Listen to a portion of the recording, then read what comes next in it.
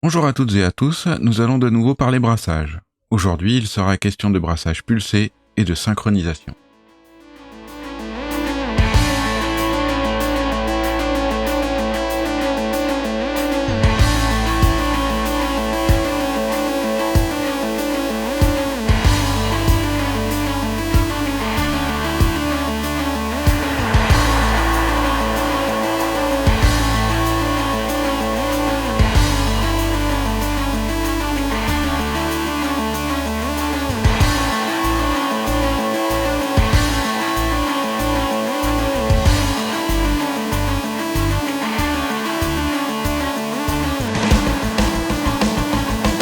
Dans la première partie, nous avons vu comment connecter des pompes de brassage à l'Apex et comment utiliser l'interface graphique pour programmer le brassage sur la journée. Nous avons également vu, dans une deuxième vidéo, comment configurer un profil. Dans cette troisième vidéo, nous allons approfondir la programmation de profil pour faire du brassage pulsé et de la synchronisation de profil. Si vous n'avez pas encore vu les deux vidéos précédentes, je vous invite à les regarder avant de suivre ce tutoriel, car je ne détaillerai pas les points déjà vus précédemment. Ce que nous allons faire dans cette vidéo, c'est paramétrer un premier profil pour faire un brassage pulsé. Nous créerons un deuxième profil de brassage pulsé que nous allons synchroniser avec le premier. On est donc dans l'interface de Fusion et nous allons aller directement sur la programmation de profil. Voilà, et on va sélectionner directement un profil à configurer. Donc, je vous refais rapidement une description de ce qu'on trouve dans les champs du côté de la configuration. Donc on a Synchronize qui permet d'activer une synchronisation entre deux profils. Je vais en parler en détail un peu plus tard. On a Divide by 10 qui permet de diviser les temps par 10, donc les temps sont en secondes. Cela permet d'avoir, du coup, lorsque l'on met une valeur de 1 seconde par exemple, cela vaudra 1/10 de seconde du point de vue de l'Apex. Nous avons les trois champs qui déterminent le séquencement. Et enfin, les deux champs qui déterminent l'intensité. Nous allons nous intéresser au champ Intensity et aux trois champs qui déterminent le séquencement de brassage. La première chose à comprendre, c'est que les champs OffTime et Initial OffTime ne correspondent pas à un arrêt de la pompe. Ils déterminent la durée pendant laquelle la pompe est à l'intensité minimum. Quelques essais montrent cela rapidement, mais les dénominations ne sont pas très intuitives.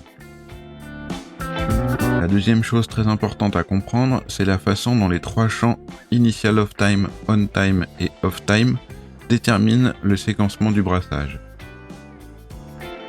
Donc on va prendre quelques valeurs par exemple, et on va voir ce que ça donne. Donc si sur les trois champs de temps Initial OffTime, OnTime et OffTime, je mets par exemple 5 secondes.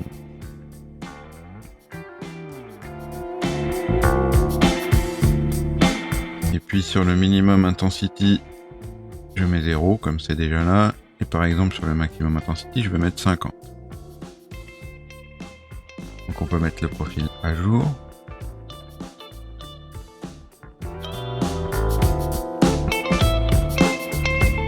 Voici la représentation graphique d'une séquence avec ses valeurs.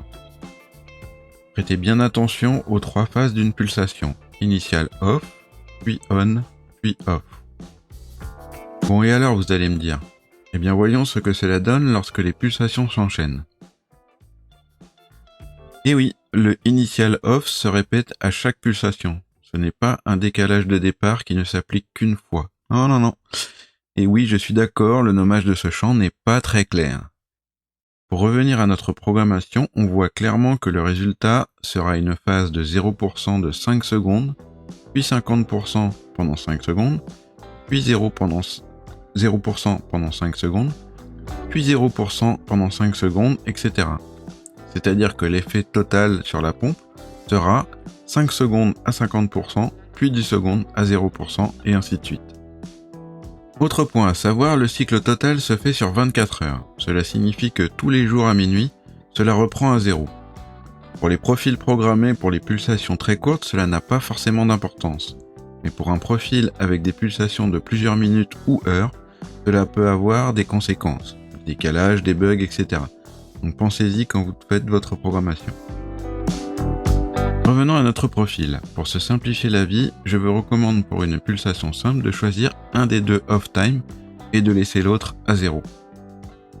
Ainsi, si je garde l'exemple, je peux mettre initial off à 0 et j'obtiens... Alors on va mettre l'initial off à 0. Voilà. Et du coup, on obtient une pulsation de cette forme. C'est-à-dire 5 secondes à 50%, pardon, puis 5 secondes à 0%, et ainsi de suite.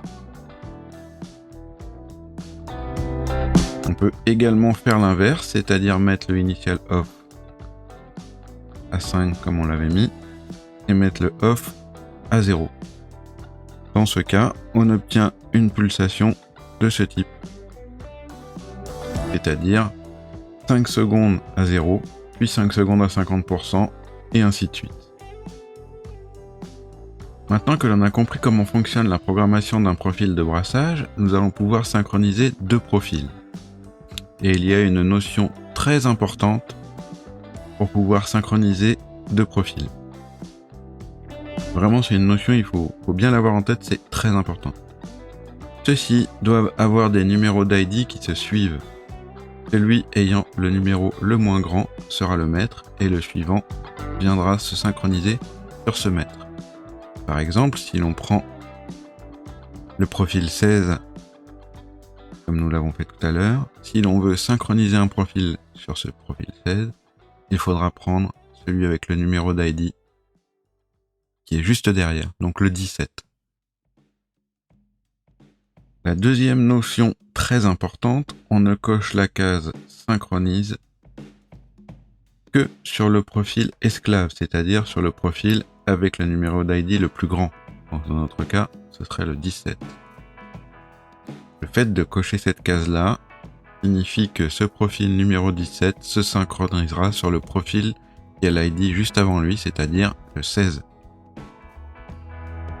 Une fois ces notions établies, il faut maintenant se poser la question du type de synchronisation que l'on veut, synchro ou anti-synchro. Le plus simple, c'est évidemment le synchro. Par exemple, nous avons deux pompes, on veut qu'elles pulsent en même temps, il suffit de leur affecter le même profil. Ok, mais on veut des puissances différentes. Il nous faut donc deux profils synchronisés. Donc on revient sur notre page profil, on va repartir avec le profil 16 pour pouvoir les retrouver facilement. On va lui donner un nom, on va l'appeler Pulse 1. Et on considère qu'il commence par la puissance max pendant 5 secondes, puis la puissance min pendant 10 secondes. Donc on commence avec le max à 5 secondes, on va mettre donc un initial off time à 0, puis on va mettre le on time à 5, c'est-à-dire puissance max, puis on va mettre le off time à 10, c'est-à-dire puissance minimum. Et pour faciliter la représentation, on va dire que le max est à 75% et le minimum à 25%. Hop, on va le sauvegarder.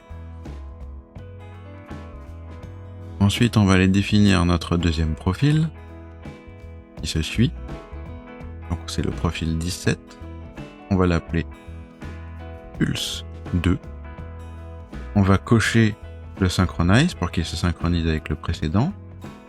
On va mettre la même chose pour les durées, pour les champs time, puisqu'on veut qu'ils soient synchronisés tous les deux sur les mêmes valeurs au même moment, enfin sur des valeurs différentes mais avec le même type de pulsation.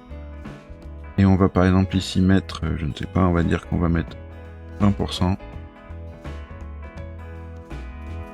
et 50%. Et puis on va sauvegarder. Une fois ces profils définis, il suffit de les affecter aux pompes que l'on veut synchroniser. Pour cela, comme on l'a vu dans le tuto sur les profils, on va sur la configuration de la pompe avec le petit engrenage. Hop, et on va directement sur la Basic View. Contrairement au profil pour le nourrissage que nous avons vu dans la vidéo sur les profils, l'intérêt ici va être d'affecter le profil pour une partie de la journée. Et cela se programme par exemple de cette façon, on va dire que de 14h à 16h, on applique le profil Pulse 1. Donc ça se programme de cette manière. Pas du tout. Voilà. Donc de 14h à 16h, on applique Pulse 1. Voilà. On a mis à jour. On va sélectionner puis copier la ligne puisque nous allons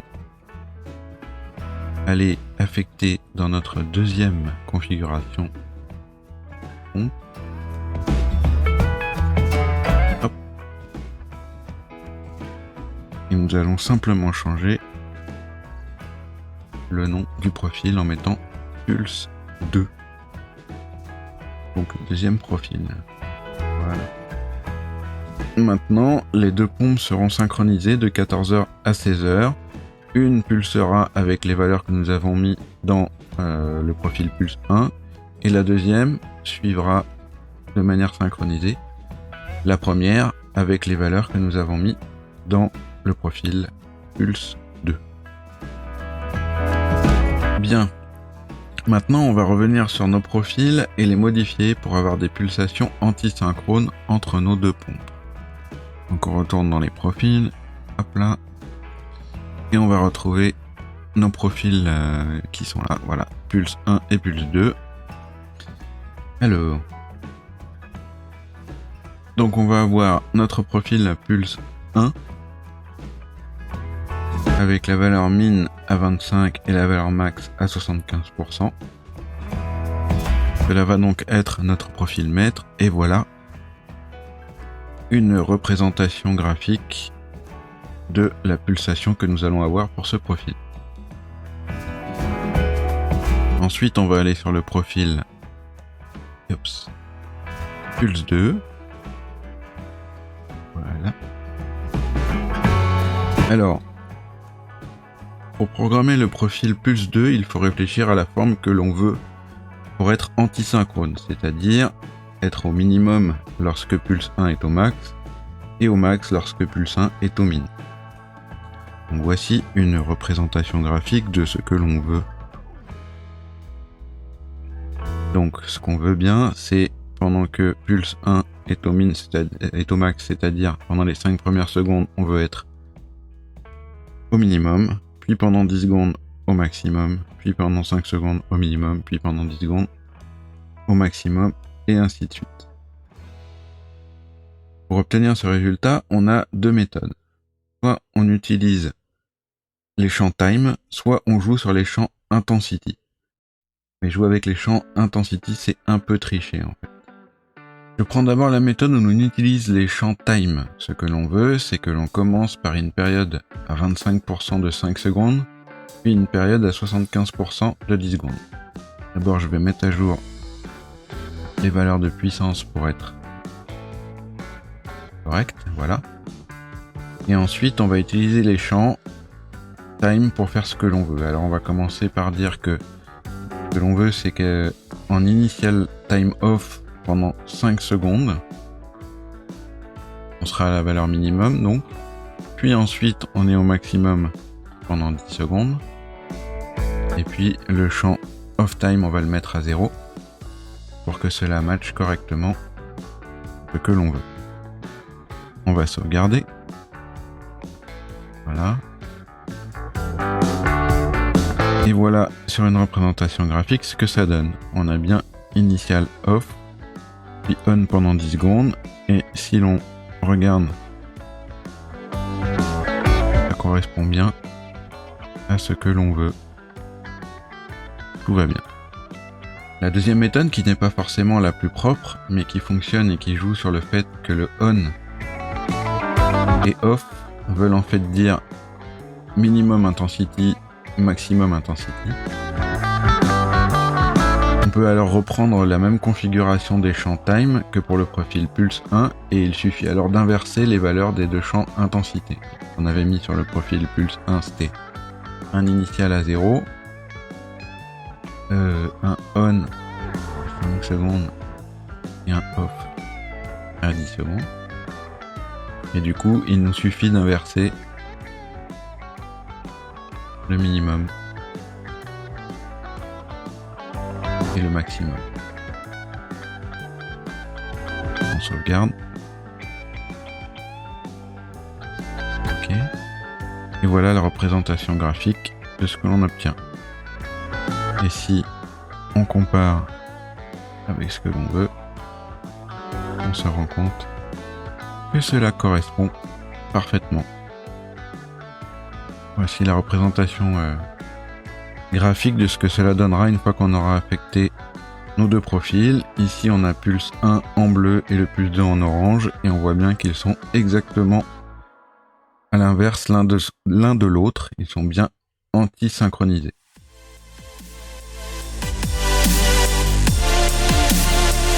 Merci à toutes et à tous d'avoir suivi cette vidéo.